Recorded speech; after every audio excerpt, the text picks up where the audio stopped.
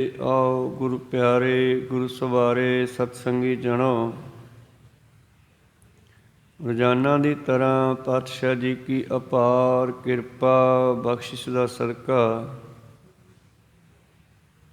ਅੰਮ੍ਰਿਤ ਵੇਲੇ ਤੋਂ ਲੈ ਕਰਕੇ ਹੀ ਪਾਤਸ਼ਾਹ ਜੀ ਦੇ ਚਰਨਾਂ ਕਮਲਾਂ ਵਿਖੇ ਹਾਜ਼ਰੀਆਂ ਲਵਾ ਰਹੇ ਹੋ ਆਪ ਜੀ।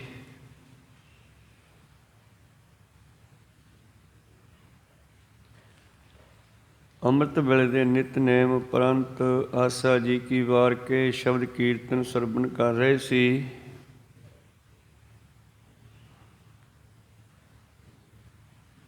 ਆਓ ਮਨੋਬਿਰਤੀਆਂ ਗੁਰੂ ਚਰਨਾਂ ਨਾਲ ਜੋੜਦੇ ਹੋਏ ਗੁਰੂ ਚਰਨਾਂ ਵਿਖੇ ਲਵਾਈਏ ਹਾਜ਼ਰੀਆਂ। ਗੁਰੂ ਕਾ ਬਖਸ਼ਿਆ ਫਤਿਹ ਦਾ ਨਾਅਰਾ ਕਰੀਏ ਬੁਲੰਦ ਉਪਰੰਤ।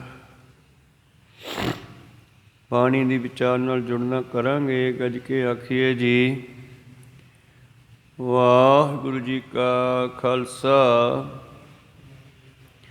ਵਾਹਿਗੁਰੂ ਜੀ ਕੀ ਫਤਿਹ। ਸਤਨਾਮ ਸ੍ਰੀ ਵਾਹਿਗੁਰੂ ਸਾਹਿਬ ਜੀਓ।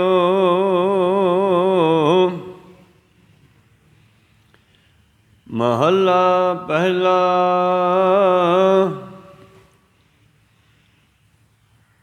ਦਸ ਬਾਲ ਤਨ ਬੀਸ ਰਵਨ ਤੀਸਾਂ ਕਾ ਸੁੰਦਰ ਕਹਾਵੈ।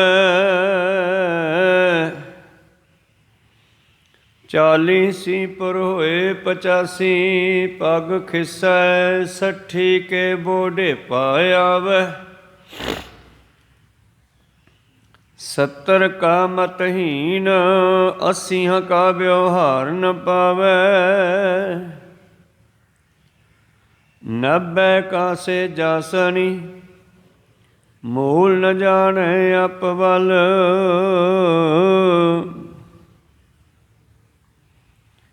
ਟੰਡੋਲ ਮਟੂੰਡ ਮੰਡੇਠ ਮੈਂ ਨਾਨਕ ਜਗ ਧੂਏ ਕਾ ਧਵਲ ਹਰ। ਟੰਡੋਲ ਮਟੂੰਡ ਮੰਡੇਠ ਮੈਂ ਨਾਨਕ ਜਗ ਧੂਏ ਕਾ ਧਵਲ ਹਰ। ਵਾਹਿਗੁਰੂ ਜੀ ਕਾ ਖਾਲਸਾ ਵਾਹਿਗੁਰੂ ਜੀ ਕੀ ਫਤਿਹ। ਇਹ ਪਵਿੱਤਰ ਬਚਨ ਪੰਜਵੇਂ ਪਾਤਸ਼ਾਹ ਪਹਿਲੇ ਪਾਤਸ਼ਾਹ ਧੰਨ ਧੰਨ ਸਾਹਿਬ ਸ੍ਰੀ ਗੁਰੂ ਨਾਨਕ ਦੇਵ ਮਹਾਰਾਜ ਜੀ ਦੇ ਉਚਾਰਨ ਕੀਤੇ ਹੋਏ ਰਾਗ ਮਾਝ ਦੀ ਵਾਰ ਦਾ ਦੂਸਰਾ ਸ਼ਬਦ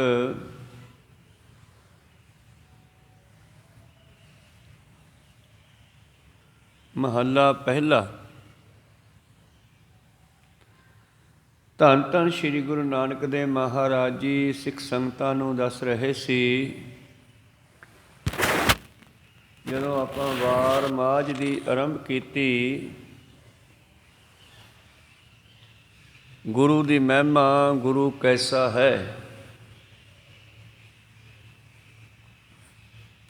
ਕੱਲ੍ਹ ਆਪਾਂ ਸਰਵਣ ਕਰ ਰਹੇ ਸੀ ਸ਼ਲੋਕ ਮਹੱਲਾ ਪਹਿਲਾ। ਗੁਰ ਦਾਤਾ ਗੁਰ ਹਿਵੈ ਗੁਰ ਘਰ ਦੀਪਕ ਤਿਹੁ ਲੋਏ। ਗੁਰੂ ਦਾਤਾ ਹੈ ਸੋ ਕਿਉਂ ਵਿਸਰੈ ਜਿਨ ਸਭ ਕਿਛ ਦੀਆ। ਦਾਤਾ ਹੈ ਗੁਰ ਹਿਵੈ। ਹਿਵੈ ਬਰਫ ਭਾਵ ਸ਼ਾਂਤੀ ਦਾ ਦਾਤਾ ਹੈ। ਸ਼ਾਂਤੀ ਦਾ ਘਰ ਹੈ। ਸ਼ਾਂਤ ਹੈ। ਗੁਰ ਘਰ ਗੁਰ ਦਾਤਾ ਗੁਰ ਹਿਵੈ ਘਰ ਗੁਰ ਦੀਪਕ ਤਿਹੁ ਲੋਏ। ਤਿੰਨਾਂ ਲੋਕਾਂ ਨੂੰ ਗਿਆਨ ਦੇਣ ਵਾਲਾ ਹੈ। ਆਪਣੇ ਹੁਕਮ ਦੇ ਨਾਲ ਚਲਾਉਣ ਵਾਲਾ ਹੈ। ਅੰਮ੍ਰਿਤ ਪਦਾਰਥ ਨਾਨਕਾ ਮੁਕਤੀ ਦਾ ਪਦਾਰਥ ਹੈ। ਮੁਕਤੀ ਦਾ ਦਾਤਾ ਹੈ। ਮੁਕਤੀ ਵੀ ਦੇਣ ਵਾਲਾ ਹੈ। ਮਨ ਮਾਨਿਆ ਸੁਖ ਹੋਏ। ਜੇ ਕੋਈ ਉਸ ਨੂੰ ਮਨ ਕਰਕੇ ਮੰਨ ਲਵੇ ਤੇ ਇਹ ਸਾਰੇ ਸੁੱਖ ਉਸ ਨੂੰ ਪ੍ਰਾਪਤ ਹੋ ਜਾਂਦੇ ਹਨ।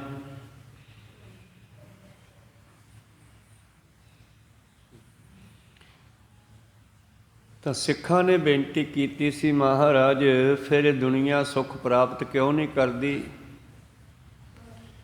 ਐਸੇ ਗੁਰੂ ਨੂੰ ਮਿਲ ਕੇ ਉਸ ਦੀ ਗੱਲ ਮੰਨ ਕੇ ਕਿਉਂ ਨਹੀਂ ਸੁੱਖਾਂ ਨੂੰ ਪ੍ਰਾਪਤ ਹੁੰਦੀ? ਤਾਂ ਸਤਿਗੁਰੂ ਨਾਨਕ ਦੇਵ ਜੀ ਕਹਿ ਰਹੇ ਸੀ, ਅਸਲ ਦੇ ਵਿੱਚ ਜੀਵ ਜਦੋਂ ਜਨਮ ਲੈਂਦਾ ਹੈ ਉਥੋਂ ਹੀ ਇਹ ਮਾਲਕ ਨਾਲੋਂ ਟੁੱਟ ਕੇ ਦੁਨੀਆ ਨਾਲ ਜੁੜ ਜਾਂਦਾ। ਜਨਮ ਲੈਂਦਿਆਂ ਹੀ ਮਾਤਾ ਦੇ ਦੁੱਧ ਨਾਲ ਜੁੜ ਗਿਆ, ਫਿਰ ਮਾਂ ਬਾਪ ਦੀ ਜਾਣਕਾਰੀ ਹੋ ਗਈ, ਫਿਰ ਭੈਣ ਭਰਾਵਾਂ ਦੀ ਭਰਜਾਈਆਂ ਦੀ ਜਾਣਕਾਰੀ ਹੋ ਗਈ, ਫਿਰ ਆਪਣੀ ਸ਼ਾਦੀ ਹੋ ਗਈ, ਬਾਲ ਬੱਚੇ ਹੋ ਗਏ, ਉਹਨਾਂ ਵਿੱਚ ਉਲਝ ਗਿਆ, ਖਾਣ ਪੀਣ ਵਿੱਚ ਉਲਝ ਗਿਆ, ਜੀਵ ਦੇ ਇੰਦਰੀਆਂ ਦੇ ਸਵਾਦਾਂ ਵਿੱਚ ਉਲਝ ਗਿਆ, ਕਾਮ ਵਾਸ਼ਨਾ ਵਿੱਚ ਉਲਝ ਗਿਆ। ਫਿਰ ਸਤਮੈ ਸੰਜ ਕੀਆ ਘਰ ਵਾਸ, ਘਰੇ ਸਮਾਨ ਇਕੱਠਾ ਕਰਨ ਲੱਗੇ, ਆ ਵੀ ਮੇਰਾ, ਆ ਵੀ ਮੇਰਾ। ਤੇ ਜਦੋਂ ਕੋਈ ਪ੍ਰਾਪਤ ਨਹੀਂ ਹੁੰਦਾ ਫਿਰ ਗੁੱਸਾ ਕਰਦਾ। ਅੱਠਵੇਂ ਕ੍ਰੋਧ ਹੋਆ ਤਨ ਨਾਸ, ਤੇ ਉਹ ਕ੍ਰੋਧ, ਉਹ ਗੁੱਸਾ ਇਹਦੇ ਸਰੀਰ ਨੂੰ ਖਤਮ ਕਰ ਦਿੰਦਾ। ਨੌਵੇਂ ਧੌਲੇ ਉਭੇ ਸਾਹ, ਅਖੀਰ ਇਹ ਸੁੰਦਰ ਸਰੀਰ ਬੁਢਾਪੇ ਵੱਲ ਚਲਿਆ ਜਾਂਦਾ। ਕਾਲੇ ਵਾਲ ਚਿੱਟੇ ਹੋ ਜਾਂਦੇ ਆ। ਉਭੇ ਸਾਹ, ਲੰਮੇ ਲੰਮੇ ਸਾਹ ਲੈਂਦਾ, ਭਾਵ ਸਰੀਰ ਦੇ ਅੰਦਰਲੇ ਜਿਹੜੇ ਪਾਰਟ ਹਨ ਉਹ ਵੀ ਕੰਮ ਛੱਡ ਜਾਂਦੇ ਆ, ਫੇਫੜੇ, ਗੁਰਦੇ ਆਦਿ ਸਭ ਕੁਝ। ਦਸਵੇਂ ਦੱਦਾ ਹੋਆ ਸਵਾਹ, ਤੇ ਅਖੀਰ ਇਹ ਸਵਾਹ ਬਣ ਜਾਂਦਾ, ਮਿੱਟੀ ਹੋ ਜਾਂਦਾ। ਇਸ ਤਰ੍ਹਾਂ ਸਤਿਗੁਰੂ ਪਾਤਸ਼ਾਹ ਜੀ ਆਪਾਂ ਨੂੰ ਕੱਲ੍ਹ ਸਮਝਾ ਰਹੇ ਸੀ, ਅਖੀਰ ਇਹ ਮਨੁੱਖ ਜਿਹੜਾ ਹੈ ਸੰਸਾਰ ਦੇ ਵਿੱਚੋਂ ਖਤਮ ਹੋ ਜਾਂਦਾ।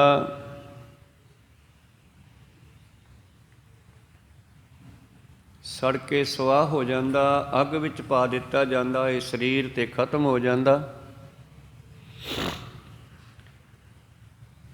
ਧੰਨ ਧੰਨ ਸ਼੍ਰੀ ਗੁਰੂ ਨਾਨਕ ਦੇਵ ਮਹਾਰਾਜ ਜੀ ਇਸ ਵਿਸ਼ੇ 'ਤੇ ਕੱਲ੍ਹ ਗੱਲ ਰਹੇ ਸੀ। ਪਹਿਲੇ ਪਿਆਰ ਲੱਗਾ ਥਨ ਦੁੱਧ, ਦੂਜੈ ਮਾਏ ਬਾਪ ਕੀ ਸੁਧ, ਤੀਜੈ ਭਈਆ ਭਾਬੀ ਭੇਵ, ਚੌਥੈ ਪਿਆਰ ਉਪੰਨੀ ਖੇਡ,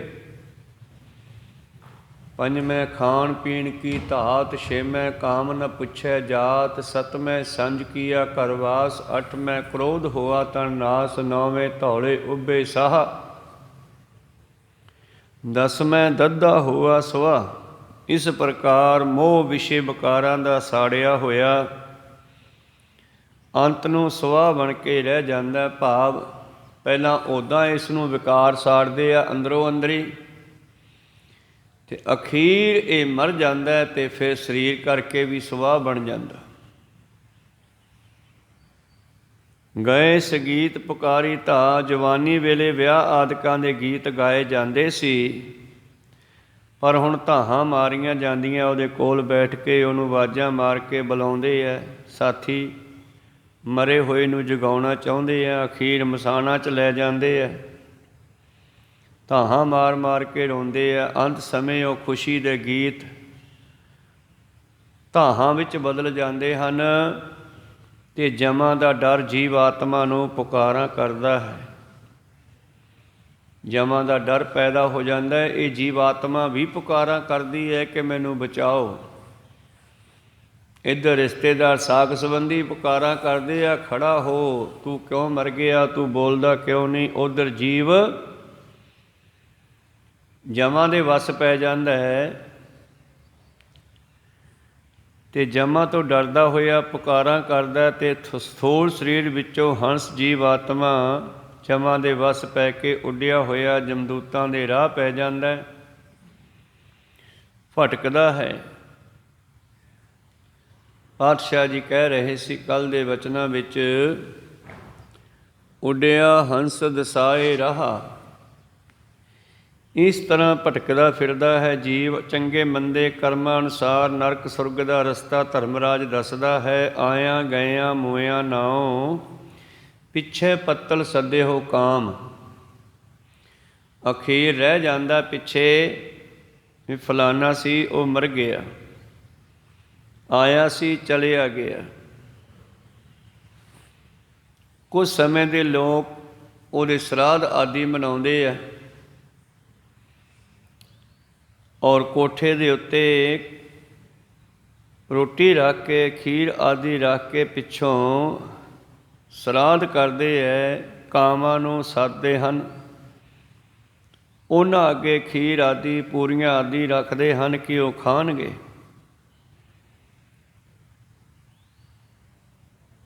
ਪਰ ਉਹ ਤਾਂ ਕਾਂ ਆਦਿ ਖਾ ਜਾਂਦੇ ਹਨ, ਉਹ ਜੀਵ ਨੂੰ ਥੋੜ੍ਹਾ ਮਿਲਦੀ ਹੈ। ਜੀਵ ਤਾਂ ਪਤਾ ਨਹੀਂ ਕਿੱਥੇ ਜਾ ਕੇ ਨਵਾਂ ਜਨਮ ਲੈ ਲੈਂਦਾ ਹੈ। ਚੰਗੇ ਕਰਮ ਕੀਤੇ ਹੁੰਦੇ ਆ, ਕੋਈ ਸੁੱਖਾਂ ਵਾਲੇ ਘਰ 'ਚ ਵਗ ਜਾਂਦਾ, ਮਾੜੇ ਕਰਮ ਕੀਤੇ ਹੁੰਦੇ ਆ, ਕੋਈ ਦੁਖਦਾਈ ਕੰਗਾਲੀ ਜਾਂ ਟੇਢੀਆਂ ਜੂਨਾਂ ਵਿੱਚ ਚਲਿਆ ਜਾਂਦਾ।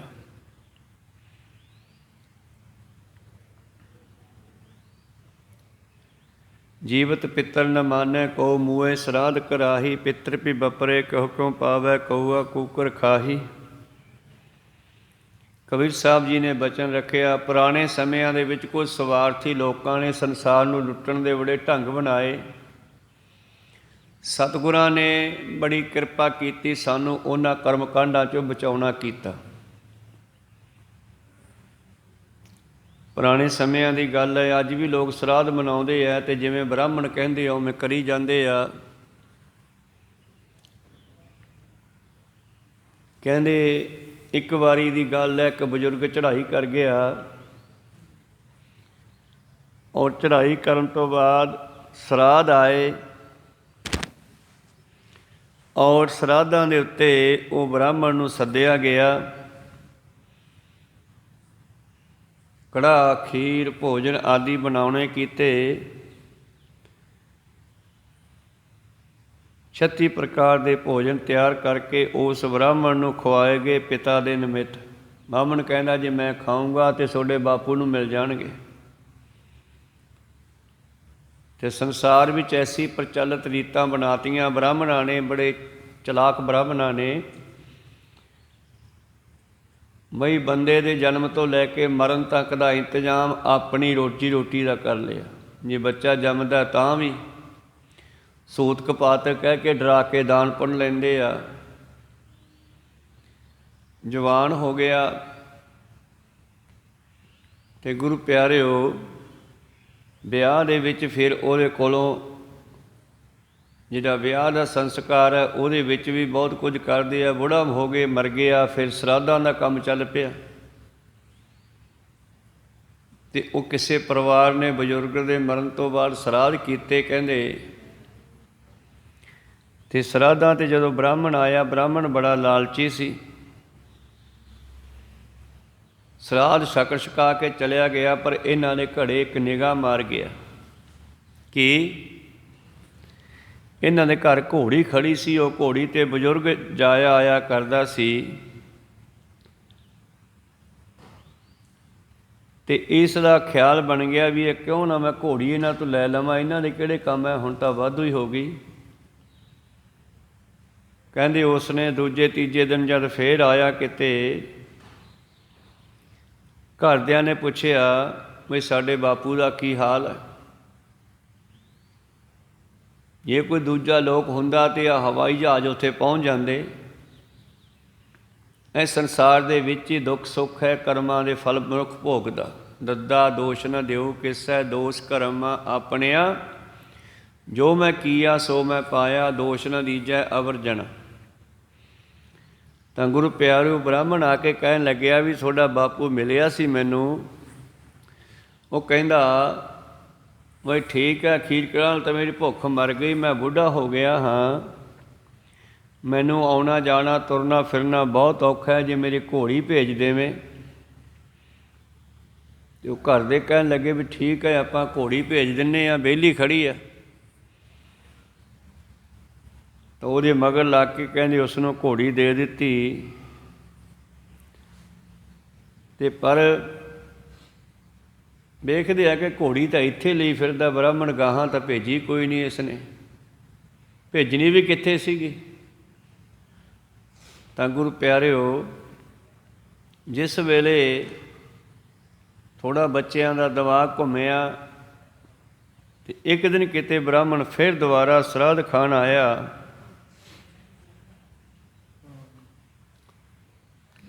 ਫਿਰ ਗੱਲ ਚੱਲੀ ਵੀ ਕੀ ਹਾਲ ਹੈ ਬਜ਼ੁਰਗਾਂ ਦਾ। ਉਹ ਮੁੰਡੇ ਨੇ ਇੱਕ ਵਿਉਂਤ ਬਣਾਈ ਸੀ, ਕਹਿਣ ਲੱਗਿਆ, ਯਾਰ ਰਾਤ ਮੈਨੂੰ ਸੁਪਨਾ ਆਇਆ ਸੀ। ਕਹਿੰਦੇ ਮੇਰੇ ਬਾਪੂ ਨੇ ਕਿਹਾ ਮੈਨੂੰ ਵੀ ਮੈਂ ਘੋੜੀ ਤੋਂ ਡਿੱਗ ਪਿਆ, ਮੇਰੀ ਲੱਤ ਟੁੱਟ ਗਈ, ਮੇਰੀ ਲੱਤ ਖਰਾਬ ਹੋ ਗਈ, ਅਤੇ ਤੁਸੀਂ ਨਾ ਬ੍ਰਾਹਮਣ ਦੀ ਇੱਕ ਲੱਤ ਵੱਢ ਕੇ ਭੇਜੋ ਅਤੇ ਉਹ ਮੈਂ ਆਪਣੇ ਲਾ ਲਵਾਂਗਾ, ਸੌਖਾ ਹੋ ਜਾਊਗਾ। ਜਦ ਇਹ ਗੱਲ ਬ੍ਰਾਹਮਣ ਨੂੰ ਕਹੀ ਅਤੇ ਬ੍ਰਾਹਮਣ ਘਬਰਾ ਗਿਆ, ਕਹਿੰਦਾ ਲੱਤ ਕਿਵੇਂ ਪਹੁੰਚ ਜੂਗੀ, ਮੇਰੀ ਲੱਤ ਉਹਦੇ ਕਿਵੇਂ ਲੱਗ ਜੂਗੀ। ਉਹ ਕਹਿਣ ਲੱਗੇ ਨਹੀਂ ਨਹੀਂ, ਉਹਨੇ ਕਿਹਾ ਰਾਤ ਸੁਪਨੇ 'ਚ ਮੈਨੂੰ ਵੀ ਉਹਦੀ ਲੱਤ ਭੇਜ ਦਿਓ ਵੱਢ ਕੇ ਇੱਕ, ਅਤੇ ਮੇਰੇ ਲਾ ਲੂੰਗਾ ਅਤੇ ਮੈਂ ਚੰਗਾ ਸੌਖਾ ਤੁਰ ਪਊਂਗਾ। ਅਖੀਰ ਬ੍ਰਾਹਮਣ ਘਬਰਾ ਗਿਆ, ਗੁੱਸੇ ਹੋਇਆ, ਲੜਾਈ ਹੋ ਗਈ, ਜੁਦਾਈ ਹੋ ਗਈ। ਅਖੀਰ ਉਹ ਬ੍ਰਾਹਮਣ ਕਹਿਣ ਲੱਗਿਆ ਵੀ ਵੱਢੀ ਹੋਈ ਲੱਤ ਉੱਥੇ ਕਿਵੇਂ ਪਹੁੰਚ ਜਾਵੇਗੀ। ਤਾਂ ਉਹ ਕਹਿਣ ਲੱਗੇ ਜੇ ਲੱਤ ਨਹੀਂ ਪਹੁੰਚਦੀ ਫਿਰ ਘੋੜੀ ਵੀ ਨਹੀਂ ਗਈ, ਅਤੇ ਜਾਂ ਤਾਂ ਸਾਡੀ ਘੋੜੀ ਇੱਥੇ ਬੰਨ੍ਹ ਦੇ ਅਤੇ ਜਾਂ ਫਿਰ ਅਸੀਂ ਤੇਰੀ ਲੱਤ ਵੱਢ ਕੇ ਭੇਜਾਂਗੇ। ਅਤੇ ਅਖੀਰ ਉਹਨੇ ਮਾਫੀ ਮੰਗੀ ਕਿ ਮੈਂ ਲਾਲਚ ਦੇ ਵਿੱਚ ਆ ਕੇ ਤੁਹਾਡੀ ਘੋੜੀ ਲੈ ਗਿਆ, ਗਾਹਾਂ ਕੋਈ ਘੋੜੀ ਨਹੀਂ ਜਾਂਦੀ। ਔਰ ਗੁਰੂਆਂ ਨੇ ਸਾਨੂੰ ਇਹ ਬਚਨ ਆਪਣੀ ਬਾਣੀ ਦੇ ਰਾਹੀਂ ਬਹੁਤ ਸੁੰਦਰ ਢੰਗ ਦੇ ਨਾਲ ਸਮਝਾਉਣੇ ਕੀਤੇ ਕਿ ਇਹਨਾਂ ਕਰਮਕਾਂਡਾਂ ਤੋਂ ਬਚੋ। ਕਰਮ ਧਰਮ ਪਾਖੰਡ ਜੋ ਦੀਸੈ, ਤਿਨ ਜਮ ਜਾ ਗਾਤੀ ਲੂਟੈ। ਜਿਵੇਂ ਟੈਕਸ ਵਾਲੇ ਲੁੱਟਦੇ ਆ, ਕਾਗਜ਼ ਨਾ ਹੋਣ ਗੱਡੀਆਂ ਦੀ ਟੈਕਸ ਵਾਲੇ ਲੁੱਟਦੇ ਆ, ਇਸੇ ਤਰ੍ਹਾਂ ਅਗਿਆਨਤਾ ਕਰਕੇ ਜਨਤਾ ਨੂੰ ਜਿਹੜੇ ਹਨ ਇਹ ਬ੍ਰਾਹਮਣ ਲੁੱਟ ਰਹੇ ਨੇ। ਇੱਥੇ ਨਾਮ ਨਾ ਜਪਨ ਕਰਕੇ ਪੁੰਨ ਦਾਨ ਜੋ ਬੀਜਦੇ ਸਭ ਧਰਮ ਰਾਏ ਕੇ ਜਾਈ, ਅੱਗੇ ਜਮ ਲੁੱਟਣਗੇ। ਅਗਿਆਨਤਾ ਕਰਕੇ ਸੰਸਾਰ ਦੇ ਚਲਾਕ ਲੋਕ ਲੁੱਟ ਰਹੇ ਨੇ ਭੋਲਿਆਂ ਭਾਲਿਆਂ ਨੂੰ। ਔਰ ਜਿਵੇਂ ਕਾਗਜ਼ ਨਾ ਹੋਣ ਕਰਕੇ ਗੱਡੀ ਵਾਲਿਆਂ ਨੂੰ, ਟਰੱਕ ਵਾਲਿਆਂ ਨੂੰ ਟੈਕਸ ਵਾਲੇ ਘੇਰ ਲੈਂਦੇ ਆ, ਇਸੇ ਤਰ੍ਹਾਂ ਹੀ ਕਰਮਕਾਂਡ ਕਰਕੇ ਜਿਹੜੇ ਬ੍ਰਾਹਮਣ ਲੋਕ ਹੈ ਉਹ ਲੁੱਟਦੇ ਆ, ਅਤੇ ਇੱਥੇ ਨਾਮ ਨਾ ਜਪਣ ਕਰਕੇ ਅੱਗੇ ਜਮਦੂਤ ਲੁੱਟਦੇ ਆ। ਕਰਮ ਧਰਮ ਪਾਖੰਡ ਜੋ ਦੀਸੈ, ਤਿਨ ਜਮ ਜਾ ਗਾਤੀ ਲੂਟੈ, ਤਾਂ ਤੇ ਨਿਰਵਾਣ ਕੀਰਤਨ ਗਾਵੋ ਕਰਤੇ ਕਾ। ਨਿਮਕ ਸਿਮਰ ਜੇ ਛੋਟੈ ਸੰਤੋ, ਸਾਗਰ ਪਾਰ ਉਤਰੀਐ, ਜੇ ਕੋ ਬਚਨ ਕਮਾਵੇ ਸੰਤਨ ਕਾ, ਸੋ ਗੁਰ ਪ੍ਰਸਾਦੀ ਤਰੀਐ।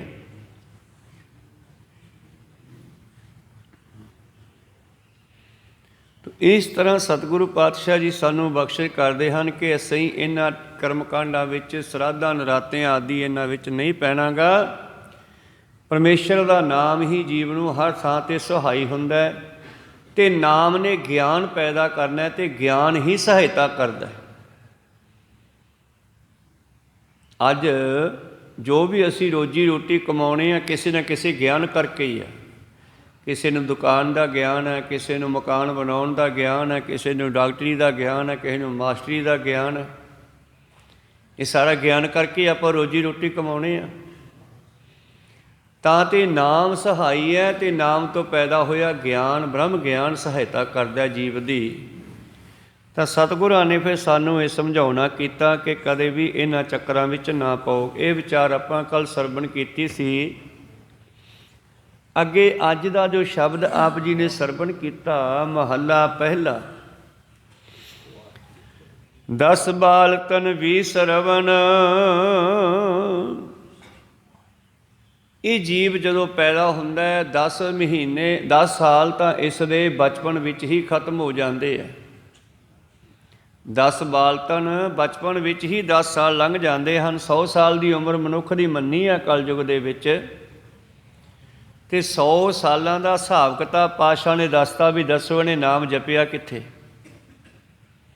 100 ਸਾਲ ਦੀ ਜ਼ਿੰਦਗੀ ਇੱਦਾਂ ਹੀ ਖਰਾਬ ਹੋ ਗਈ ਇਸ ਦੀ। 10 ਬਾਲ ਤਨ 10 ਸਾਲ ਇਹਦੇ ਬਚਪਨ ਵਿੱਚ ਚਲੇ ਗਏ, 20 ਸਰਵਣ 20 ਸਾਲ ਇਹਦੇ ਕਿਸ਼ੋਰ ਅਵਸਥਾ ਵਿੱਚ ਚਲੇ ਗਏ। 20 ਸਾਲਾਂ ਤੱਕ ਇਹ ਜਵਾਨ ਨਹੀਂ ਹੁੰਦਾ, ਬਚਪਨ 'ਚੋਂ ਨਿਕਲ ਜਾਂਦਾ ਹੈ। 20 ਸਾਲਾਂ ਤੋਂ ਬਾਅਦ ਫਿਰ ਜਵਾਨੀ ਸ਼ੁਰੂ ਹੁੰਦੀ ਹੈ। ਤਾਂ 20 ਸਰਵਣ 20 ਸਾਲਾਂ ਤੱਕ ਇਹਦੀ ਕਿਸ਼ੋਰ ਅਵਸਥਾ ਹੁੰਦੀ ਹੈ। 20 ਸਾਲ ਐਂ ਟੱਪ ਗਏ, ਉਦੋਂ ਵੀ ਗਿਆਨ ਨਾ ਹੋਇਆ। ਫਿਰ ਮੁੱਛਾਂ ਫੁੱਟੀਆਂ, ਚਿਹਰਾ ਸੁੰਦਰ ਲੱਗਣ ਲੱਗਿਆ। ਤੀਸਾਂ ਕਾ ਸੁਹੰਦਰ ਕਹਾਵੈ। 30 ਸਾਲ ਤੱਕ ਫਿਰ ਇਹ ਜਵਾਨ ਹੋਣ ਲੱਗਿਆ। 20 ਤੋਂ 30 ਸਾਲ ਦੇ ਵਿੱਚ ਇਹਦੇ ਮੁੱਛਾਂ ਫੁੱਟੀਆਂ, ਦਾੜੀ ਫੁੱਟੀ, ਫਿਰ ਕਹਿੰਦੇ ਮੁੰਡਾ ਕਿੱਡਾ ਸੋਹਣਾ ਲੱਗਦਾ। ਤੀਸਾਂ ਕਾ ਸੁੰਦਰ ਕਹਾਵੈ। 30 ਸਾਲ ਤੱਕ ਇਹ ਬੜਾ ਸੋਹਣਾ ਲੱਗਣ ਲੱਗਿਆ। ਹੁਣ ਤਾਂ ਪਾਤਸ਼ਾਹ ਜੀ ਕਹਿੰਦੇ 40 ਸੀਪੁਰ ਹੋਏ 85, ਫਿਰ 40 ਵਰ੍ਹਿਆਂ ਦੀ ਉਮਰ ਵਿੱਚ ਪੂਰਨ ਬਲ ਭਰ ਗਿਆ, ਜਵਾਨੀ ਆ ਗਈ। 20 ਤੋਂ 40 ਤੱਕ ਇਹਦੀ ਜਵਾਨੀ ਚੱਲਦੀ ਹੈ। 40 ਸੀਪੁਰ ਹੋਏ 85, 40 ਦੇ ਵਿੱਚ ਪੂਰਨ ਬਲ ਵਾਲਾ ਹੋ ਗਿਆ, ਭਰ ਜਵਾਨ ਹੋ ਗਿਆ। ਫਿਰ 50 ਵਰ੍ਹਿਆਂ ਦੀ ਉਮਰ ਹੋ ਜਾਂਦੀ ਹੈ ਅਤੇ ਜਵਾਨੀ ਢਲਣੀ ਸ਼ੁਰੂ ਹੋ ਜਾਂਦੀ ਹੈ। 100 ਸਾਲ ਦਾ ਜਿਹੜਾ ਸੈਂਟਰ ਹੈ ਨਾ, ਐਂ ਮੰਨ ਲਓ ਵੀ 50 ਸਾਲ ਟਿੱਬੇ 'ਤੇ ਚੜ੍ਹਦਾ ਅਤੇ 50 ਸਾਲ ਫਿਰ ਉੱਤਰ 'ਤੇ ਲੱਗਦੇ ਆ। ਫਿਰ 100 ਸਾਲ ਤੱਕ ਕੋਈ ਵਿਰਲਾ ਹੀ ਪਹੁੰਚਦਾ, ਕੋਈ ਪਹਿਲਾਂ ਹੀ ਡਿੱਗ ਜਾਂਦਾ। 40 ਸੀਪੁਰ ਹੋਏ 85, ਪੱਗ ਖਿੱਸੇ 60 ਕੇ ਬੁਢੇਪਾ ਆਵੈ। 50 ਸਾਲ ਤੋਂ ਬਾਅਦ ਇਹਦੇ ਪੈਰ ਥਿੜਕਣ ਲੱਗ ਜਾਂਦੇ ਆ। ਜਵਾਨੀ ਵਾਲਾ ਬਲ ਜਿਹੜਾ ਉਹ ਘਟ ਜਾਂਦਾ ਹੈ। 50 ਵਰ੍ਹਿਆਂ ਤੋਂ ਬਾਅਦ ਪੈਰ ਥਿੜਕਣ ਲੱਗ ਜਾਂਦੇ ਹਨ ਅਤੇ ਅਖੀਰ ਬੁਢਾਪੇ ਵਿੱਚ ਪੈਰ ਟਿਕ ਜਾਂਦਾ ਹੈ। 60 ਕੈ ਬੁਢੇਪਾ ਆਵੈ। 60 ਸਾਲ ਦਾ ਹੁੰਦਾ ਇਹ ਸਰੀਰ ਕਮਜ਼ੋਰ ਹੋਣਾ ਸ਼ੁਰੂ ਹੋ ਜਾਂਦਾ ਹੈ। 60 ਕੇ ਬੁਢੇਪਾ ਆਵੈ। 60 ਵਰ੍ਹਿਆਂ ਦੀ ਉਮਰ ਵਿੱਚ ਬੁਢਾਪੇ ਵਿੱਚ ਚਲਿਆ ਜਾਂਦਾ, ਬਿਰਧ ਅਵਸਥਾ ਵਿੱਚ ਚਲਿਆ ਜਾਂਦਾ ਹੈ। ਅਤੇ ਉਦੋਂ ਬਾਅਦ ਫਿਰ 70 ਕਾ ਮਤਹੀਨ। 17 ਸਾਲਾਂ ਤੱਕ ਪਹੁੰਚਦੇ ਬੁੱਧੀ ਕੰਮ ਛੱਡ ਜਾਂਦੀ ਆ, ਮੱਤ ਮਾਰੀ ਜਾਂਦੀ ਆ। ਮੱਤ ਕੰਮ ਛੱਡ ਜਾਂਦੀ ਆ, ਬੁੱਧੀ ਕੰਮ ਛੱਡ ਜਾਂਦੀ ਆ। 80 ਕਾ ਵਿਵਹਾਰ ਨਾ ਪਾਵੈ, ਅਤੇ ਫਿਰ ਕਿਸੇ ਕੰਮ ਨੂੰ ਕਰਨ ਦੇ ਕਾਬਲ ਨਹੀਂ ਰਹਿੰਦਾ। ਹਿੰਦੁਸਤਾਨ ਦੇ ਵਿੱਚ, ਭਾਰਤ ਦੇ ਵਿੱਚ ਸਿਸਟਮ ਬਣਾਇਆ ਵੀ 60 ਸਾਲ ਤੱਕ ਨੌਕਰੀ 'ਤੇ ਰੱਖਣਾ, ਫਿਰ ਹਟਾ ਦੇਣਾ। ਚਲੋ ਇਹ ਤਾਂ ਮੰਨਿਆ। ਅਤੇ ਜਿਹੜੇ ਮੰਤਰੀ ਆ ਇਹ ਬੁਢਾਪੇ ਵਿੱਚ ਪਹੁੰਚੇ ਹੋਏ ਆ, ਮਰਨ ਨੂੰ ਤਿਆਰ ਹੈ, ਸ਼ਮਸ਼ਾਨ ਘਾਟ ਵੱਲ ਪੈਰ ਪਹੁੰਚਣ ਵਾਲੇ ਆ, ਅਤੇ ਉਹ ਹਜੇ ਵੀ ਮੰਤਰੀ ਪੁਣਾ ਨਹੀਂ ਛੱਡਦੇ। ਕਹੋ ਸਤਨਾਮ ਸ੍ਰੀ। ਇਹ ਭਲਾ ਦੇਸ਼ ਨੂੰ ਕਿਵੇਂ ਚਲਾ ਲੈਣਗੇ? ਜੇ ਨੌਕਰੀ ਕਰਨ ਲਈ 60 ਸਾਲ ਦੀ ਉਮਰ ਤੋਂ ਬਾਅਦ ਕੰਮ ਦਾ ਨਹੀਂ ਰਹਿੰਦਾ। ਬਾਣੀ ਵੀ ਕਹਿੰਦੀ ਆ, ਸੰਸਾਰ ਵੀ ਕਹਿੰਦਾ, ਸਰਕਾਰੀ ਨੌਕਰੀਆਂ ਦੇ ਵਿੱਚ 60 ਸਾਲ ਤੋਂ ਬਾਅਦ ਹਟਾ ਦਿੱਤਾ ਜਾਂਦਾ ਹੈ। ਨਹੀਂ ਵੀ ਤੂੰ ਕੰਮ ਦਾ ਨਹੀਂ ਰਿਹਾ। ਅਤੇ ਜਿਹੜੇ 90 ਦੇ ਹੋ ਗਏ, ਮੰਜਿਆਂ 'ਤੇ ਪੈਣ ਨੂੰ ਤਿਆਰ ਹੈ, ਪਰ ਟੌਨ ਖਾ ਕੇ, ਦਵਾਈਆਂ ਖਾ ਕੇ ਕਹਿੰਦੇ ਸਾਨੂੰ ਬਣਾਓ ਮੰਤਰੀ, ਪ੍ਰਧਾਨ ਮੰਤਰੀ, ਮੁੱਖ ਮੰਤਰੀ, ਅਸੀਂ ਚਲਾਵਾਂਗੇ ਦੇਸ਼ ਨੂੰ। ਇਹ ਕਿਵੇਂ ਚਲਾ ਲੈਣਗੇ? ਭਾਵ ਭਾਰਤ ਦੇ ਵਿੱਚ ਇਸੇ ਕਰਕੇ ਹੀ ਵਧੀਆ ਸਿਸਟਮ ਨਹੀਂ ਚੱਲ ਰਹੇ। ਇਸ ਗੱਲ ਨੂੰ ਸਮਝਿਆ ਨਹੀਂ ਜਾ ਰਿਹਾ।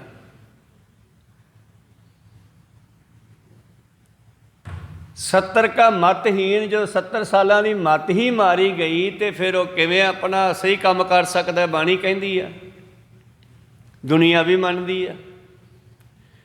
ਪਰ ਇੱਥੇ ਉਲਟ ਹੈ ਕੰਮ ਸੰਸਾਰ ਦੇ ਵਿੱਚ। ਇਸੇ ਕਰਕੇ ਸੰਸਾਰ ਦੁਖੀ ਹੈ।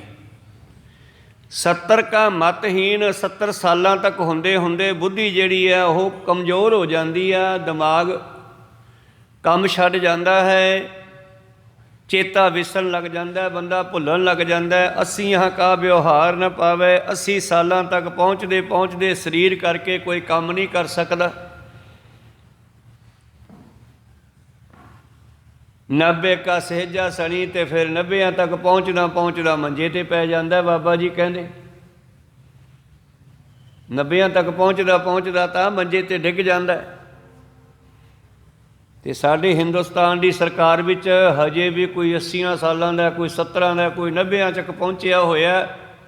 ਹਜੇ ਵੀ ਵੋਟਾਂ ਵਿੱਚ ਖੜੇ ਹੋਣ ਨੂੰ ਤਿਆਰ ਹੈ। ਕਹੋ ਸਤਨਾਮ ਸਿੰਘ। ਕੰਮ ਹੋਵੇ ਜੇ ਨਾ ਹੋਵੇ, ਪਰ ਕੁਰਸੀ ਦਾ ਪਾਵਾ ਨਹੀਂ ਛੱਡਦੇ। ਨਾ ਗੁਰਮਤਿ ਦੀ ਸਮਝਦੇ ਆ ਅਤੇ ਨਾ ਸਾਇੰਟੀਫਿਕ ਗੱਲ ਨੂੰ ਸਮਝਦੇ ਆ ਵੀ ਸਾਇੰਸ ਕੀ ਕਹਿੰਦੀ ਹੈ। ਸਤਿਗੁਰੂ ਪਾਤਸ਼ਾਹ ਜੀ ਬਖਸ਼ਿਸ਼ ਕਰਦੇ ਹਨ, 90 ਕਾ ਸਹਿਜਾਸਣੀ ਮੂਲ ਨ ਜਾਣੈ ਅਪ ਵੱਲ। 90 ਸਾਲਾਂ ਦਾ ਹੋ ਕੇ ਤਾਂ ਮੰਜੇ 'ਚ ਪੈਣ ਜੋਗਾ ਰਹਿ ਜਾਂਦਾ। ਸੇਜ ਆਸਣੀ ਭਾਵ ਮੰਜੇ ਜੋਗਾ ਰਹਿ ਗਿਆ। ਮੂਲ ਨਾ ਜਾਣੈ ਅਪ ਵੱਲ, ਇਹਦੀ ਆਪਣੀ ਜਿਹੜੀ ਤਾਕਤ ਹੈ ਉਹ ਖਤਮ ਹੋ ਜਾਂਦੀ ਹੈ। ਫਿਰ ਮੰਜੇ 'ਚ ਬੈਠਾ ਆਵਾਜ਼ਾਂ ਮਾਰਦਾ, ਪੁੱਤ ਪਾਣੀ ਫੜਾਈ, ਅਤੇ ਜਵਾਕ ਜਿਹੜੇ ਨਿੱਕੇ ਨਿੱਕੇ ਕੋਲ ਦੀ ਭੱਜ ਕੇ ਟੱਪ ਜਾਂਦੇ ਆ, ਬਾਬਾ ਕਿਤੇ ਪਾਣੀ ਨੂੰ ਨਾ ਕਹਿ ਦੇ, ਬਾਬਾ ਉਹ ਕੰਮ ਨਾ ਕਹਿ ਦੇ। 90 ਦਾ ਹੋ ਕੇ ਹੁਣ ਇਹਦੀ ਆਪਣਾ ਬਲ ਆਪਣੀ ਤਾਕਤ ਖਤਮ ਹੋ ਗਈ, ਪਰ ਇਹਨੇ ਕਦੇ ਵੀ ਮੂਲ ਨਾ ਜਾਣੈ, ਪਰਮੇਸ਼ਰ ਨੂੰ ਨਹੀਂ ਸਮਝਿਆ। ਬਲ ਖਤਮ ਹੋ ਗਿਆ। ਪਾਤਸ਼ਾਹ ਕਹਿੰਦੇ ਇਹ ਬੰਦਾ ਗੁਰੂ ਕੋਲੇ ਜਾਂਦਾ ਹੀ ਨਹੀਂ। ਇਉਂ ਬਚਪਨ ਤੋਂ ਲੈ ਕੇ ਬੁਢਾਪਾ ਅਤੇ ਮੌਤ ਤੱਕ ਦੀ ਗੱਲ ਸਤਿਗੁਰਾਂ ਨੇ ਇਹਨਾਂ 2 ਸ਼ਬਦਾਂ ਵਿੱਚ ਕੀਤੀ ਆ। ਮੂਲ ਨਾ ਜਾਣੈ ਅਪ ਵੱਲ। ਧੰਨ ਗੁਰੂ ਨਾਨਕ ਦੇਵ ਜੀ ਕਹਿੰਦੇ ਇਉਂ ਮੈਨੂੰ ਤਾਂ ਸੰਸਾਰ ਇੱਦਾਂ ਦਾ ਲੱਗਦਾ, ਮਹਾਰਾਜ ਕਿੱਦਾਂ ਦਾ, ਜਿਵੇਂ ਧੂਏਂ ਦੇ ਪਹਾੜ ਹੁੰਦੇ ਆ। ਧੂੰਆਂ ਨਿਕਲਦਾ ਨਾ ਜਦੋਂ ਚੁੱਲ੍ਹਿਆਂ 'ਚੋਂ, ਧੂੰਆਂ ਉੱਡਦਾ ਅਤੇ ਉੱਤੇ ਤਰ੍ਹਾਂ ਤਰ੍ਹਾਂ ਦੀਆਂ ਸ਼ਕਲਾਂ ਬਣਦੀਆਂ। ਉਹ ਸ਼ਕਲਾਂ ਦਿਸਦੀਆਂ ਤਾਂ ਹੈ, ਪਰ ਉਹ ਸ਼ਕਲਾਂ ਰਹਿੰਦੀਆਂ ਨਹੀਂ, ਖਤਮ ਹੁੰਦੀਆਂ ਜਾਂਦੀਆਂ। ਢੰਡੋਲਮ ਢੂੰਡਮ ਦਿਸਮੈ ਨਾਨਕ ਜਗ, ਢੰਡੋਲਮ ਢੂੰਡਮ ਡਿੱਠ ਮੈਂ ਨਾਨਕ ਜਗ, ਧੂਏਂ ਕਾ ਧਵਲ ਹਰ। ਧੌਲਰ ਹੁੰਦੇ ਹਨ ਮਕਾਨ। ਇਹ ਸੰਸਾਰ ਜਿਹੜਾ ਹੈ ਧੂਏਂ ਦੇ ਮਕਾਨ ਵਰਗਾ ਹੈ। ਧੂਏਂ ਦਾ ਮਕਾਨ ਕਿੰਨਾ ਕੁ ਚਿਰ ਰਹੇਗਾ। ਢੰਡੋਲਮ ਢੂੰਡਮ ਡਿੱਠ ਮੈਂ ਨਾਨਕ ਜਗ, ਧੂਏਂ ਕਾ ਧਵਲ ਹਰ। ਪੌੜੀ।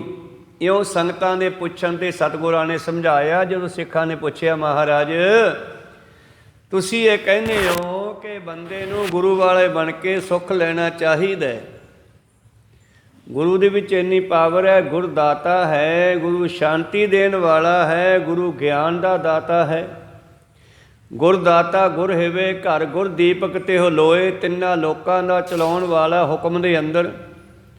ਅਮਰ ਪਦਾਰਥ ਨਾਨਕਾ, ਨਾਨਕ ਜੀ ਕਹਿੰਦੇ ਮੁਕਤੀ ਦਾ ਵੀ ਦਾਤਾ ਹੈ, ਮੁਕਤੀ ਪਦਾਰਥ ਦੇਣ ਵਾਲਾ।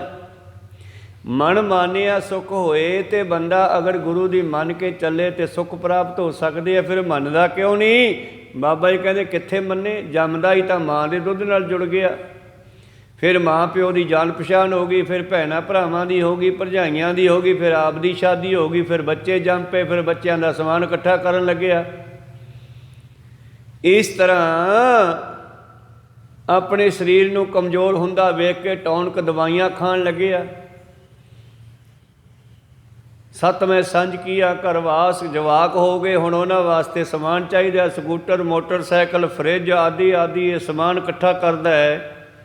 ਜਿਹੜਾ ਸਮਾਨ ਨਹੀਂ ਪ੍ਰਾਪਤ ਹੁੰਦਾ ਉਹਦੇ ਪਿੱਛੇ ਗੁੱਸਾ ਕਰਦਾ ਹੈ। 8ਵੇਂ ਕ੍ਰੋਧ ਹੋਆ ਤਾਂ ਨਾਸਤੀ। ਉਹ ਗੁੱਸਾ ਇਹਦੇ ਸਰੀਰ ਨੂੰ ਖਤਮ ਕਰ ਦਿੰਦਾ। 9ਵੇਂ ਧੌਲੇ ਉਹ ਬੇਸਾਹ, ਅਤੇ ਆਖਿਰ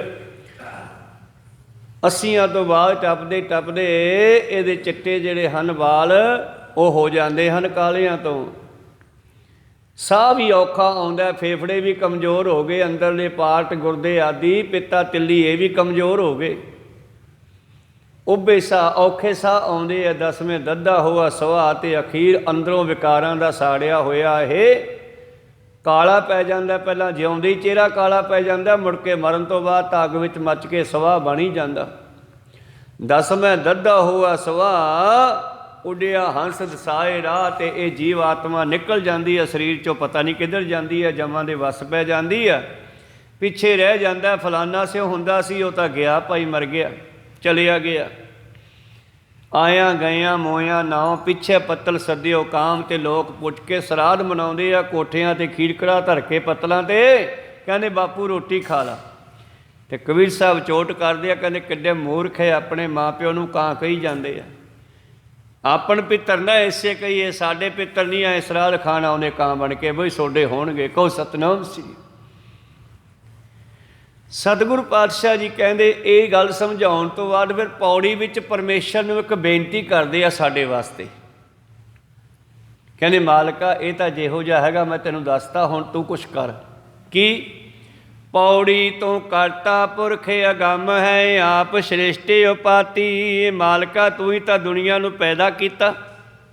ਹੇ ਵਾਹਿਗੁਰੂ ਤੂੰ ਸਾਰੇ ਸੰਸਾਰ ਦਾ ਕਰਤਾ ਹੈ, ਸ੍ਰਿਸ਼ਟੀ ਨੂੰ ਸਾਜਣ ਵਾਲਾ ਹੈ, ਸ੍ਰਿਸ਼ਟੀ ਨੂੰ ਪੈਦਾ ਕਰਨ ਵਾਲਾ ਹੈ।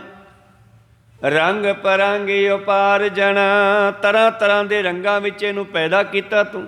ਰੰਗੀ ਰੰਗੀ ਭਾਂਤੀ ਕਰ ਕਰ ਜਿਨਸੀ ਮਾਇਆ ਜਿਨ ਉਪਾਈ। ਰੰਗ ਪਰੰਗ ਉਪਾਰ ਜਣਾ, ਬਹੁ ਬਹੁ ਵਿਧ ਭਾਂਤੀ, ਕਿੰਨੇ ਤਰ੍ਹਾਂ ਦੀ ਦੁਨੀਆ ਬਣਾਈ। ਸੰਸਾਰ ਦਾ ਖੇਲ ਕਿੰਨੇ ਤਰ੍ਹਾਂ ਦਾ ਬਣਾ ਦਿੱਤਾ ਮਹਾਰਾਜ। ਬਹੁ ਬਹੁ ਵਿਧ ਭਾਂਤੀ ਤੂੰ ਜਾਣੈ ਜਿਨੇ ਉਪਾਈਐ, ਸਭ ਖੇਲ ਤੋਂ ਮਾਤੀ। ਇਹ ਸਾਰੀ ਤੇਰੀ ਖੇਡ ਹੈ, ਤੈਨੂੰ ਹੀ ਪਤਾ ਹੈ ਇਹਦੇ ਬਾਰੇ। ਇਹਨੂੰ ਕਿਹੜੇ ਰਸਤੇ ਪਾਉਣਾ ਇਹ ਵੀ ਤੂੰ ਜਾਣੈ। ਤੇਰੀ ਰਚੀ ਹੋਈ ਮਾਇਆ ਦਾ ਜਿਹੜਾ ਖੇਡ ਖੇਡ ਰਿਹਾ ਤੂੰ, ਇਹ ਤੈਨੂੰ ਹੀ ਪਤਾ ਹੈ। ਅਸੀਂ ਤਾਂ ਇੱਕ ਪੁਤਲਿਆਂ ਦੀ ਤਿਆਈ ਨੱਚਦੇ ਫਿਰਦੇ ਹਾਂ। ਪਹਿਲਾਂ ਪੁਤਲਿਆਂ ਦੀ ਖੇਡ ਹੁੰਦੀ ਸੀ ਨਾ, ਲੀਰਾਂ ਦੇ ਹਲਕੇ ਜੇ ਪੁਤਲੇ ਬਣਾਉਂਦੇ, ਉਹਨਾਂ ਦੇ ਨਾਲ ਇੱਕ ਬਰੀਕ ਜਿਹਾ ਧਾਗਾ ਬੰਨ੍ਹਿਆ ਹੁੰਦਾ ਜਿਹੜਾ ਆਮ ਲੋਕਾਂ ਨੂੰ ਘੱਟ ਹੀ ਦਿਸਦਾ ਸੀ। ਉਧਰੋਂ ਪੁਤਲੇ ਦੀਆਂ ਹੱਥਾਂ ਬਾਹਾਂ ਨਾਲ ਬੰਨ੍ਹਿਆ ਹੁੰਦਾ, ਉਧਰੋਂ ਜਿਹੜਾ ਬਾਜੀਗਰ ਉਹਨਾਂ ਦਾ ਖੇੜਾ ਵਿਖਾਉਂਦਾ ਸੀਗਾ, ਉਹਦੀਆਂ ਉਂਗਲਾਂ ਨਾਲ ਜੋੜਿਆ ਹੁੰਦਾ, ਧਾਗਾ ਬੰਨ੍ਹਿਆ ਹੁੰਦਾ। ਫਿਰ ਜਿਵੇਂ ਜਿਵੇਂ ਦੂਰ ਖੜ੍ਹ ਕੇ ਉਹ ਬਾਜੀਗਰ ਉਂਗਲਾਂ ਹਿਲਾਉਂਦਾ, ਉਵੇਂ ਉਹ ਪੁਤਲੇ ਨੱਚਦੇ, ਕਦੇ ਡਿੱਗ ਪੈਂਦੇ, ਕਦੇ ਖੜ੍ਹੇ ਹੋ ਜਾਂਦੇ, ਕਦੇ ਨੱਚਣ ਲੱਗ ਜਾਂਦੇ। ਅਤੇ ਪਰ ਉਹਨਾਂ ਨੂੰ ਨਚਾਉਣ ਵਾਲਾ ਬਾਜੀਗਰ ਹੈ ਜਿਹਦੀਆਂ ਉਂਗਲਾਂ ਨਾਲ ਉਹ ਬਰੀਕ ਸੂਖਮ ਜਿਹਾ ਪਲਾਸਟਿਕ ਦਾ ਧਾਗਾ ਬੰਨ੍ਹਿਆ ਹੁੰਦਾ। ਅਤੇ ਜਿਵੇਂ ਜਿਵੇਂ ਉਂਗਲਾਂ ਹਿਲਾਈ ਜਾਂਦਾ, ਪੁਤਲੇ ਉਵੇਂ ਹੱਲੀ ਜਾਂਦੇ। ਇਸੇ ਤਰ੍ਹਾਂ ਪਾਤਸ਼ਾਹ ਕਹਿੰਦੇ ਇਹ ਤੂੰ ਸਾਡਾ ਮਾਲਕ ਹੈ, ਤੂੰ ਦੁਨੀਆ ਬਣਾਈ ਹੈ, ਮਾਇਆ ਦੀ ਖੇਡ ਨੂੰ ਤੂੰ ਚਲਾਉਣ ਵਾਲਾ ਹੈ। ਇਹਨਾਂ ਦੀ ਜਿਹੜੀ ਡੋਰ ਹੈ ਉਹ ਤੇਰੇ ਹੱਥ ਵਿੱਚ ਹੈ। ਸਭ ਖੇਲ ਤੁਮਾਤੀ, ਤੇਰੀ ਪੈਦਾ ਕੀਤੀ ਮਾਇਆ ਦਾ ਇਹ ਖੇਡ ਤੂੰ ਹੀ ਜਾਣਦਾ। ਇੱਕ ਆਵੇ ਇੱਕ ਜਾਹੇ ਉੱਠ, ਕੋਈ ਆ ਰਿਹਾ, ਕੋਈ ਜਾ ਰਿਹਾ, ਕੋਈ ਜੰਮੀ ਰਿਹਾ, ਕੋਈ ਮਰ ਰਿਹਾ। ਜਦੋਂ ਜੰਮਦਾ ਗੀਤ ਗਾਏ ਜਾਂਦੇ ਆ ਅਤੇ ਜਦੋਂ ਮਰਦਾ ਫਿਰ ਧਾਹਾਂ ਮਾਰੀਆਂ ਜਾਂਦੀਆਂ।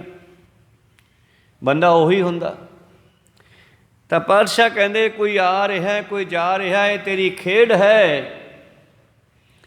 ਇੱਕ ਆਵੇ ਇੱਕ ਜਾਹੇ ਉੱਠ, ਬਿਨ ਨਾਵੇ ਮਰ ਜਾਤੀ। ਕਈ ਤੇਰੇ ਨਾਲ ਜੁੜ ਕੇ ਤੇਰੇ ਵਿੱਚ ਮਿਲ ਜਾਂਦੇ ਹੈ, ਕਈ ਤੇਰਾ ਨਾਮ ਨਾ ਜਪਣ ਕਰਕੇ ਟੇਢੀਆਂ ਜੂਨਾਂ ਵਿੱਚ ਪੈ ਜਾਂਦੇ ਆ, 84 ਲੱਖ ਜੂਨਾਂ ਵਿੱਚ ਚਲੇ ਜਾਂਦੇ ਆ। ਕਈ ਜਨਮ ਪਏ ਕੀਟ ਪਤੰਗਾ, ਕਈ ਜਨਮ ਗਜ ਮੀਨ ਕੁਰੰਗਾ, ਕਈ ਜਨਮ ਪੰਖੀ ਸਰਪ ਹੋਇਓ, ਕਈ ਜਨਮ ਹੈਵਰ ਬਿਰਖ ਜੋਇਓ। ਮਿਲ ਜਗਦੀਸ਼ ਮਿਲ ਕੀ ਬਰੀਆ, ਚਰੰਕਾਲੇ ਦੇਸ ਜਰੀਆ। ਕਈ ਜੰਮਦੇ ਹੈ ਅਤੇ ਮਰ ਜਾਂਦੇ ਹੈ ਅਤੇ ਮਰ ਕੇ ਟੇਢੀਆਂ ਜੂਨਾਂ ਵਿੱਚ ਪੈ ਜਾਂਦੇ ਹੈ। ਕਈ ਬਿਰਲੇ ਬਿਰਲੇ ਤੇਰੇ ਵਿੱਚ ਵੀ ਮਿਲ ਜਾਂਦੇ ਆ। ਗੁਰਮੁਖ ਰੰਗ ਚਲੂਲਿਆ, ਰੰਗ ਹਰ ਰੰਗ ਰਾਤੀ। ਜਿਨ੍ਹਾਂ ਨੂੰ ਤੇਰੇ ਪ੍ਰੇਮ ਦਾ ਰੰਗ ਚੜ੍ਹ ਜਾਂਦਾ। ਚਲੂਲਾ ਹੁੰਦਾ ਗੂੜਾ, ਲਾਲ ਰੱਤਾ ਜਿਵੇਂ ਆਪਾਂ ਕਹੀਏ, ਕਾਲਾ ਸ਼ਾਹ। ਤਾਂ ਦੂਜਾ ਸ਼ਬਦ ਵਰਤਿਆ ਗਿਆ ਗੂੜੇ ਵਾਸਤੇ। ਕਾਲਾ ਸ਼ਾਹ ਜਮਾਂ ਕਾਲਾ ਬਹੁਤ, ਲਾਲ ਰੱਤਾ ਬਹੁਤ ਗੂੜਾ ਲਾਲ। ਤਾਂ ਇਸ ਤਰ੍ਹਾਂ ਪਾਤਸ਼ਾਹ ਕਹਿੰਦੇ ਜਿਨ੍ਹਾਂ 'ਤੇ ਤੇਰਾ ਚਲੂਲਿਆ ਰੰਗ ਚੜ੍ਹ ਗਿਆ, ਗੂੜਾ ਰੰਗ ਚੜ੍ਹ ਗਿਆ, ਹੇ ਹਰੀ ਉਹਨਾਂ ਦੀ ਬਿਰਤੀ ਤੇਰੇ ਰੰਗ ਵਿੱਚ ਰੰਗੀ ਜਾਂਦੀ ਆ। ਗੁਰਮੁਖ ਜਨ ਮਨ ਬਾਣੀ ਸਰੀਰ ਕਰਕੇ ਪ੍ਰੇਮ ਰੰਗ ਵਿੱਚ ਰੰਗੇ ਹੋਏ, ਉਹਨਾਂ ਦੀ ਜੇਵਾ ਵੀ ਪ੍ਰੇਮ ਦੇ ਰੰਗ ਵਿੱਚ ਰੰਗੀ ਰਹਿੰਦੀ ਆ। ਇਸ ਤਰ੍ਹਾਂ ਪਾਤਸ਼ਾਹ ਜੀ ਕਹਿੰਦੇ ਬਾਕੀ ਦੁਨੀਆ ਜੰਮਦੀ ਮਰਦੀ ਫਿਰਦੀ ਹੈ, ਪਰ ਤੇਰੇ ਪਿਆਰੇ ਤੇਰੇ ਰੰਗ ਵਿੱਚ ਰੰਗੇ ਹੋਏ ਉਹ ਤੇਰੇ ਵਿੱਚ ਮਿਲੇ ਰਹਿੰਦੇ ਹਨ। ਸੋ ਸੇਵਹੁ ਸਤ ਨਿਰੰਜਨ। ਉਹ ਗੁਰਮੁਖ ਹੋਰਨਾਂ ਨੂੰ ਵੀ ਉਪਦੇਸ਼ ਦਿੰਦੇ ਹਨ, ਆਪ ਜਪਦੇ ਆ, ਹੋਰਾਂ ਨੂੰ ਜਪਾਉਂਦੇ ਆ। ਸੋ ਸੇਵਹੁ ਸਤ ਨਿਰੰਜਨੋ, ਹਰ ਪੁਰਖ ਵਿਧਾਤੀ। ਤਾਂ ਫਿਰ ਉਹ ਤੇਰੇ ਪਿਆਰੇ ਦੱਸਦੇ ਹਨ, ਸਾਧ ਬਿਠਾਏ ਆਪ ਹਰ ਹਮ ਤੁਮ ਤੇ ਨਾਹੀ ਦੂਰ। ਹਰੀ ਦੇ ਭੇਜੇ ਸਾਧੂ ਦੁਨੀਆ ਨੂੰ ਦੱਸਦੇ ਹੈ ਕਿ ਹਰੀ ਆਪਣੇ ਨਾਲ ਹੀ ਹੈ, ਦੂਰ ਨਹੀਂ ਹੈ। ਸੋ ਸੇਵੋ ਸਤ ਨਿਰੰਜਨੋ ਹਰ ਪੁਰਖ ਵਿਧਾਤੀ। ਆਓ ਪਰਮੇਸ਼ਰ ਦੇ ਪਿਆਰਿਓ, ਇਸ ਮਾਇਆ ਦੀ ਮੈਲ ਤੋਂ ਰਹਿਤ, ਨਿਰੰਜਨ ਕਾਲਸ ਤੋਂ ਰਹਿਤ। ਆ ਮਾਇਆ ਸਾਨੂੰ ਸਭ ਨੂੰ ਲੱਗੀ ਹੋਈ ਹੈ, ਪਰ ਉਹ ਮਾਇਆ ਤੋਂ ਰਹਿਤ ਹੈ। ਇਸ ਮਾਇਆ ਤੋਂ ਰਹਿਤ ਪਰਮੇਸ਼ਰ ਨੂੰ ਸਿਮਰਨਾ ਕਰੀਏ, ਉਸ ਵਿਧਾਤੇ ਨੂੰ ਜਿਹੜਾ ਸਾਡੇ ਕਰਮ ਲਿਖਣ ਵਾਲਾ ਹੈ, ਜਿਹੜਾ ਫਲਾਂ ਦਾ ਦਾਤਾ ਹੈ, ਵਰ ਦੇਣ ਵਾਲਾ, ਵਿਧਾਤਾ, ਵਰਦਾਤਾ, ਵਿਧਾਤਾ, ਜੋ ਸਾਨੂੰ ਦਾਤਾਂ ਦੇਣ ਵਾਲਾ ਹੈ। ਆਓ ਉਸ ਨੂੰ ਸਿਮਰੀਏ। ਪਾਤਸ਼ਾਹ ਜੀ ਕਹਿੰਦੇ, ਤੂੰ ਆਪੇ ਆਪ ਸੁਜਾਨ ਹੈ, ਬੜ ਪੁਰਖ ਵਡਾਤੀ। ਤੂੰ ਆਪ ਹੀ ਸਿਆਣਾ ਹੈ, ਤੂੰ ਆਪ ਹੀ ਵੱਡਾ ਹੈ। ਸਾਰੀ ਦੁਨੀਆ ਤੋਂ ਜੇਠ ਜੇਠ ਜੁੜੰਦਾ ਲੋੜੀਐ, ਜਿਸ ਅੱਗੇ ਸਭ ਨੇ ਵਨ। ਤੂੰ ਆਪ ਹੀ ਸਭ ਤੋਂ ਵੱਡਾ ਹੈ, ਵਡ ਪੁਰਖ ਵਡਾਤੀ। ਜੋ ਮਨ ਚਿਤ ਤੋ ਦੇ ਧਿਆਏ ਦੇ। ਹੇ ਮਾਲਕਾ, ਧੰਨ ਗੁਰੂ ਨਾਨਕ ਦੇਵ ਜੀ ਪਰਮੇਸ਼ਰ ਵੱਲ ਸੰਬੋਧਨ ਹੋਏ, ਪਹਿਲਾਂ ਸੰਸਾਰ ਵੱਲ ਸੰਬੋਧਨ ਹੋ ਕੇ ਸਮਝਾਉਂਦੇ ਆ, ਫਿਰ ਪਰਮੇਸ਼ਰ ਦੇ ਅੱਗੇ ਸਾਡੇ ਲਈ ਬੇਨਤੀ ਕਰਦੇ ਆ।